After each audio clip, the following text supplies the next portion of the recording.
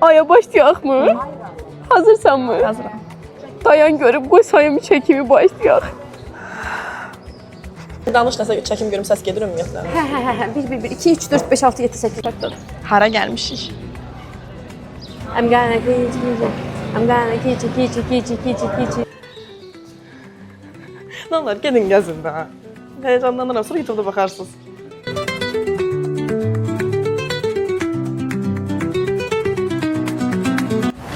Biabırçılığımızı danışın. Deməli, Barcelona aeroportunda istədilər bizi sürü beləsində çabadanlarımızı əlimizdən alsınlar.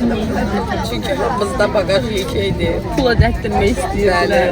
Və elə alındı ki, sumkaları bir-birindən qoyurdu. Xala Əsəd xalaydı. Çabadan qoydum götürəndə dedi ki, no, pay. Dedim, no pay. Tullayacaq. Amma no pay. Amma ki tullamadım. Sen göster burada ne var. Çox ətraflığa girməyək. Əsas mən burada tabak gördüm. Başqa şeylər Deməli, iradənin başında Mickey Mouse, altdan palto, altdan pençe. Valla mən öz papağım niyə başıma kiraz var, balacalamışdım. Qalmışdım başıma.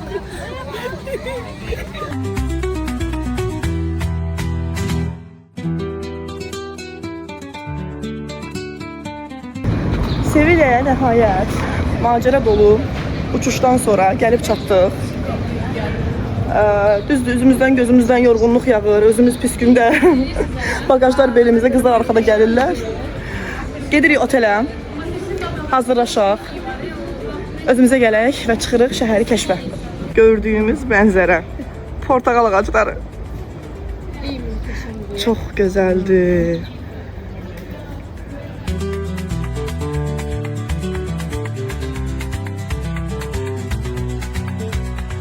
Deməli, Barcelonadakı dırnaqarası möhtəşəm oteldən sonra Sevilla bizi biraz da sevindirdi. Bu bizim möhtəşəm çarpayı. 2 nəfər burada yatacaq. O seçilmiş 2 kişi bilmirik kimdir. Qardırobumuz belə var. Televizor olmasa da var. Gizgi. 2 nəfər burada yatacaq. Və əsas məsələ. İrade sen orada ne bilirsin İrade? Dur orada. Bizim mini mətbəx və burada hər şey var. Yəni biz otağı səhər yeməyinə götürməmişik. Ona görə yəni bu dəqiqə biz çox xoşbəxtik. Soyuducu var, mikrovalnovka var, toster var, kettle var, hətta nəhayət biz boşqabda yemək yeyəcəyik.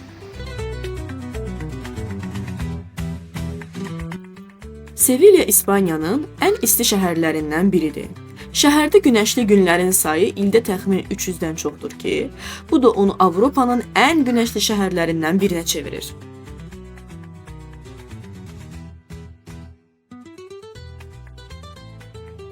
Andaluziyanın əsas şəhərlərindən biri hesab olunan Sevilla, Avropada 700 ildən çox davam edən müsəlman mədəniyyətinin izlərini bugünə qədər qoruyub saxlayan nadir bölgələrdən biridir. Bir növ mini Zalcburqa oxşuyur. Küçələri, hətta deyəlim ki, insanların stili belə. Bir növ çəkir, bir suyu, necə deyirlər, suyu çəkir. Amma çox qəşəngdir, həqiqətən. Yəni, belə deyək də, ruhu dincəldir. Sevilla küçələrində təxminən 40-50 min portağal ağacı olduğu hesab edilir. Portağallar acı olduğundan birbaşa dərib yemək üçün nəzərdə tutulmamışdır. Əsasən cem, mürəbbə istifadəsi üçündür və bələdiyyə məxsus olduğuna görə dərdiyiniz zaman cərimə oluna bilərsiniz. Portağal ağacları ilk dəfə bölgəyə müsəlmanların hakimiyyəti dövründə gətirilmiş və şəhərin bağlarında, həyətlərində geniş yayılmışdı.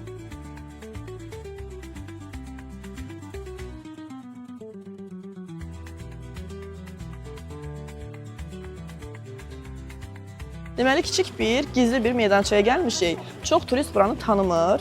Bəlkə də yan ötürlər yanından heç daxil olmurlar. Sevilla kilsəsinin yaxınlığında yerləşir və kiçik bir gizli qapısı var. Həmin qapıdan daxil olanda belə bir gözəlliyi görə bilərsiniz. Plaza del Cabildo adlanır.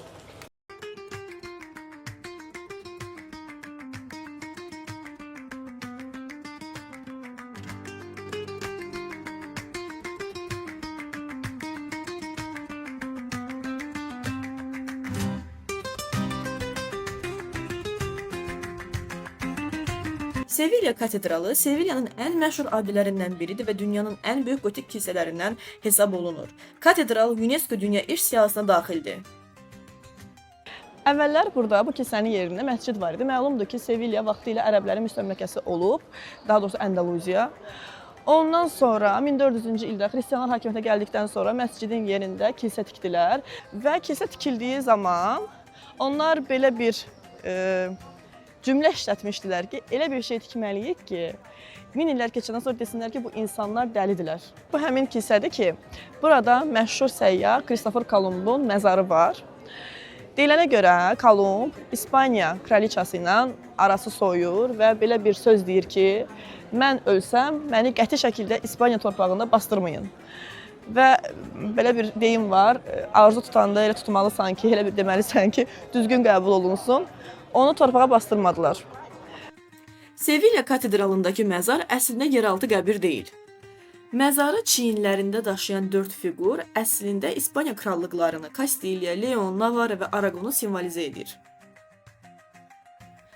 Aparılan DNT araşdırmaları Sevilla katedralındakı qalıqların həqiqətən Kolumba aid olduğunu təsdiqləyir. Alimlər qalıqları onun oğlu Fernando və qardaşı Diego'nun DNT-si ilə müqayisə ediblər. Maraqlısı odur ki, Dominikan Respublikası hələ də Kolumbun qalıqlarının bir hissəsinin Santo Domingo'da olduğunu iddia edir. Bəzi tarixçilər hesab edirlər ki, qalıqların bir hissəsi Sevilla'da, bir hissəsi isə Karib hövzəsində qala bilər.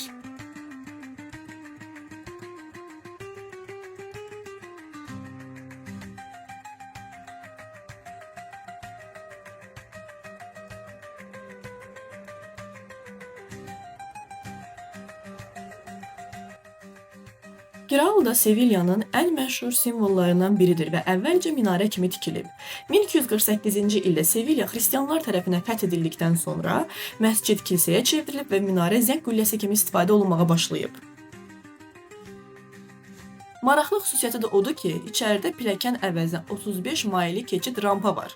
Rəvayətə görə müəzzin atla qüllənin zirvəsinə qədər qalxa bilirdi. Qüllənin adının mənşəyi zirvəsində yerləşən və küləyin istiqamətinə görə fırlanan Giraldillo adlı tunç heykəldən gəlir. İspan dilində girar, fırlanmaq deməkdir.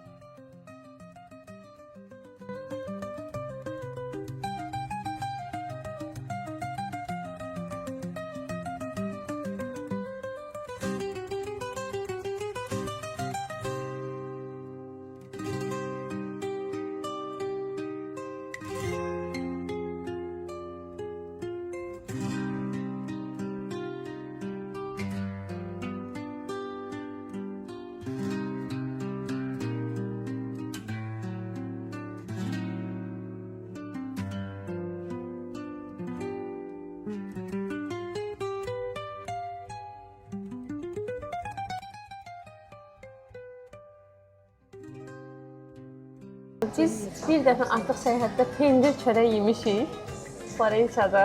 Onunla necə gedirdi? Smetan çörəyidir. Smetan çörəyi. Hə. Və burada da onun ikinci növ experience-ini yaşadıq. Daha kiçik versiyası, daha belə deyək də, yəni Heç olmasa Florensiyadakında doyumculuqdur. Doyumculuydu, hə. Uşağa çatdıra bilməmişdik.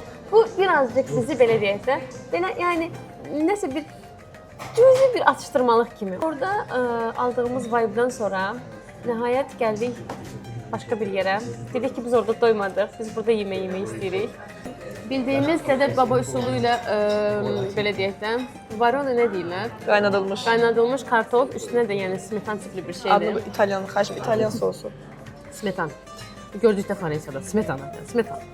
Üçüncüsü, xiyar pomidor üstündə, xiyar yoxdur, yox, yanmıyorum. Pomidorla soğan Biber. üstündə krevetka. Biber də deyil, Allah bilir nədir. Ay, tunanı qoyub üstünə, deyəsən bunu bizə hədiyyə eləyib. Tuna yox idi bunun üstündə. Bu bildiyimiz kartoşka püresi, prosta normal əzməyib, üstündə tuna. Bu da valla yumurtanın əzilmiş variantı, o da tuna ilə. Nəysə belə bir şeydir, yiyək görək nədir.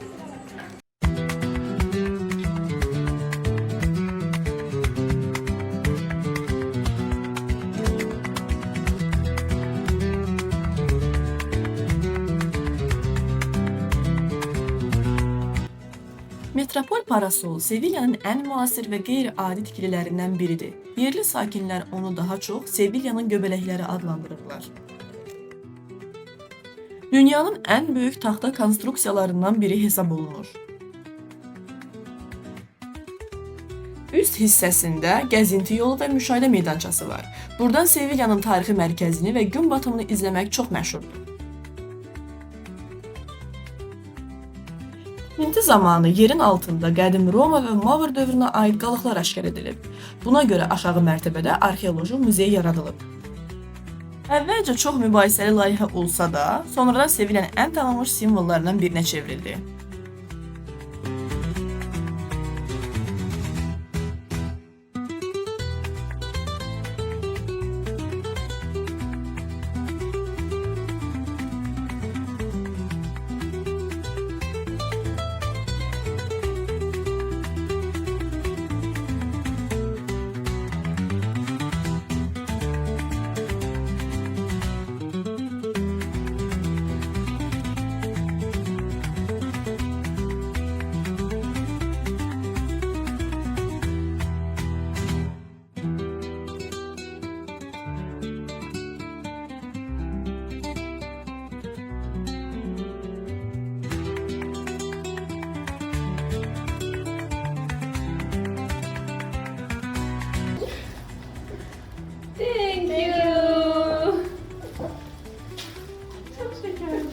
Adios. Deməli, İspaniyada bir çox bölgəsində, həmçinin Sevillada da monastırlar var ki, hansı ki burada rahibələr belə peçenyalar bişirir və gizli şəkildə satırlar. Niyə gizli şəkildə? Onların üzləri görməməlidir. Onlar nə edirlər?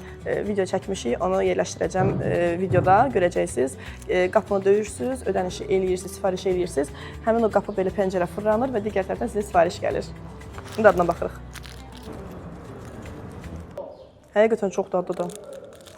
Çox şirindir, amma çox dadlıdır.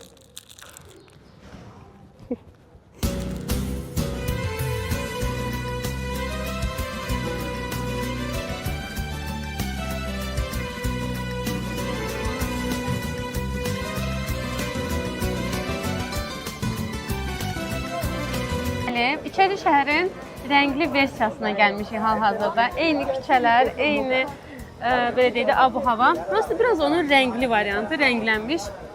Belə deyək, içəri şəhər nənəsi, babasıdır, bu da onun nəvəsidir. Və içəri şəhərdə hamının deyəcəm də, yəni mənim sevdiyim varsa, yəqin ki, nəysə. İçəri şəhərdə çox sevilən bir yer var, David Pışka. David Pışka gedir. Davidin Pışkası. Davidin Pışkası, hə. Və ona oxşar eyni ilə bir yer tapdıq. İspanski Davidin Pışkası. Bəli.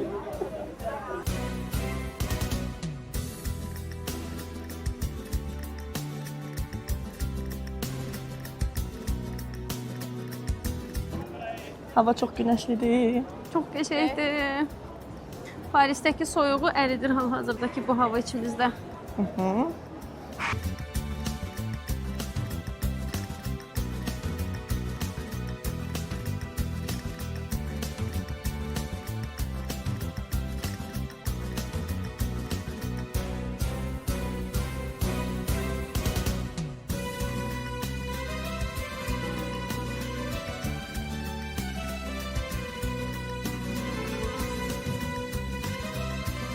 Gəlmişik Alehopa. İspaniyanın bir növ Flying Tiger'idir.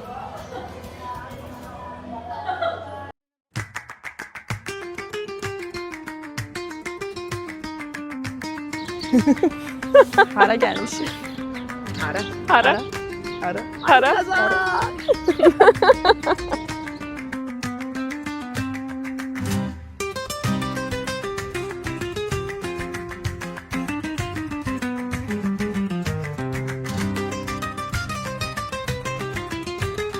Game of Thrones-a baxanların, yəni həqiqətən müəyyən bir filmdən səhnəcikləri və s. yəni hal-hazırda gözün qabağında canlanır. İçimən daxil. Real Alcazar Avropanın ən qədim fəaliyyət göstərən kral sarayıdır. İspaniya kral ailəsi Sevillaya gəldikdə hələ də sarayın yuxarı mərtəbələrindən rəsmi iqamətgah kimi istifadə edirlər. Bu səbəbdən Avropada istifadədə olan ən qədim kral sarayı hesab olunur. Sarayın əsası İslam dövründə qoyulub, sonradan xristian kralları tərəfindən genişləndirilib. Burada ərəb, mudexar, gotik, renesans və barok üslubları bir arada görünür. Kompleksin tarixi 913-cü ilə qədər gedib çıxır. Əndəlüs xilafətinin idarəetmə mərkəzi kimi tikilmişdi. Bağları sarayın özü qədər məşhurdur. Portağal, limon və palma ağacları ilə dolu bağlar yüzillər ərzində formalaşıb və Sevilyanın ən gözəl yaşıl məkanlarından sayılır.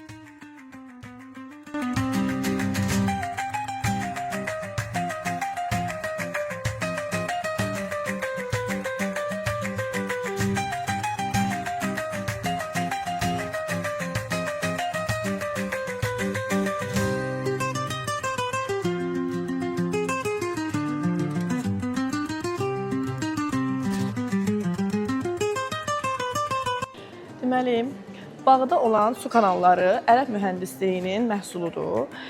Bu kanallar bütün bağ boyu eyni dərəcədə paylanmışdı və bağı su ilə təmin eləyir. Lakin bu kanalların daha bir xüsusiyyəti də var ki, o dövr üçün bir kondisioner rolunu oynayırdı. Və otaqlar demək olar hamısı sərin qalırdı. Çünki bildiyimiz kimi Sevillada hava çox istidir. Ərəb dövründən sonra Xristian dövrü, daha sonra Renesans dövrü, daha sonra artıq İngilis dövrü başlamışdı və İngilis dövründə birazdan göstərəcəm sizə labirintlər salınmışdı. O İngilis mədəniyyətinə xəbər verir və həmin labirintlərdə belə deyək də müəyyən bir çəkilişlər olub. Onun barəsində sizə bir xırda bir məlumat vermək istəyirəm. Alcazar bağın Sevillada yerləşən Game of Thrones-la çox maraqlı bir əlaqəsi var. Və belə deyək də Game of Thrones-a baxan bir çox adam bilir ki, 5-ci sezonu məhz burada çəkilib. Yəni məhz bu məkanda, bu bağda və çox gözəl, həqiqətən çox möhtəşəm bir səhnələri çəkilib. Hətta bilmirəm indi mən bu yaxınlarda baxmışam, amma tam ola bilsin ki, yaddaşım müəyyən şeyləri aldadır. Yəni yadımdan çıxıb bəlkə də. Bildiyim qədərilə Alcazarın 4 hissəsində çəkilib 5-ci sezon. Və dediyim kimi, ümumiyyətcə mənim fikrimcə Game of Thrones-un ən möhtəşəm mövsümlərindən biridir və o da burada çəkilib. Və orada main karakterlərdən biri məhz buraya giriş edir, amma hansı otaqdan giriş edir onu sizə indi göstərəcəyik. Və orada bir səhnə var ki, o oradan keçir və kameraman onu, yəni aşağıdan yuxarı tavan düşsün deyə, tavanın möhtəşəmliyini indi göstərəcəksə, tavan düşsün deyə onu aşağıdan yuxarı çəkir. İndi biz də ikimizi elə çəkərik. Görək. Əslində o bu otaqdan çıxaraq, yəni keçərək də, yəni bu tavanı çəkərək, yəni çox seriöz bir sima ilə, bir üz ifadəsi ilə belə keçir və daxil olur bu bağa öz qızının yanına.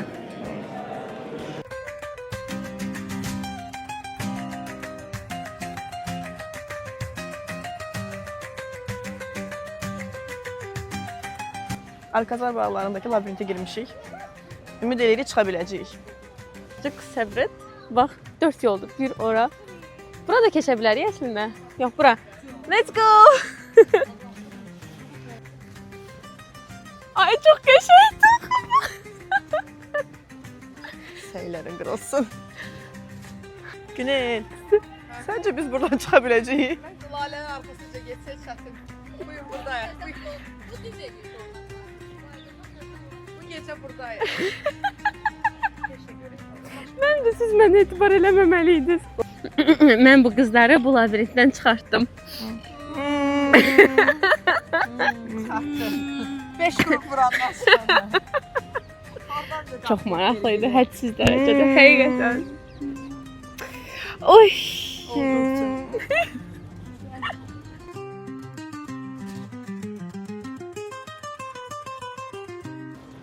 Hara gedirsən? Espanya Plaza, Espanya. We are going to Espanya Plaza. This is so beautiful day. Oh, no, not day, place.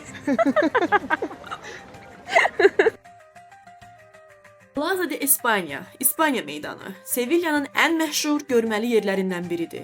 O 1929-cu ildə Amerika sərgisi üçün tikilmişdi. Meydan yarımdairə formasına inşa edilib və İspaniyanın keçmiş müstəmləkələri ilə əlaqələrini simvolizə edir.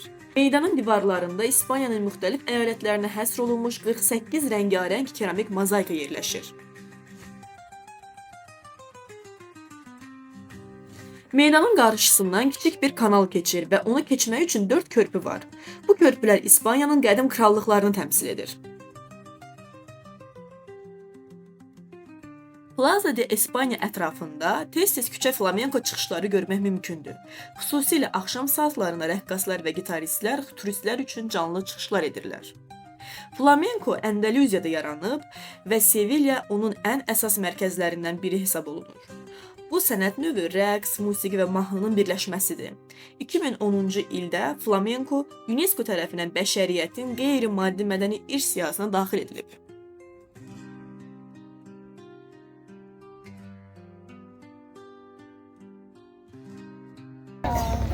Ay güzel kukla. Ya. Yoksa seninle No pay pay. konuşmam. Ha. İyi de görüm. Aa. Ay güzel kukla. Yoksa seninle tanışmaram. Aa. Ay çekil. Səhərdən evdən çıxmış, yorğunluqdan tir-tap olmuş 4 ədəd insan Sevillanın məşhur, tərifli, Bula görənin təriflədiyi San Sebastianlardan yeməyə. Həm San Sebastian götürdük, həm də fərqli 2 dənə başqa bir şirniyyat da götürdük. Hamısının adına baxacağıq. Bəli xanım. Yorğunuq, acıq.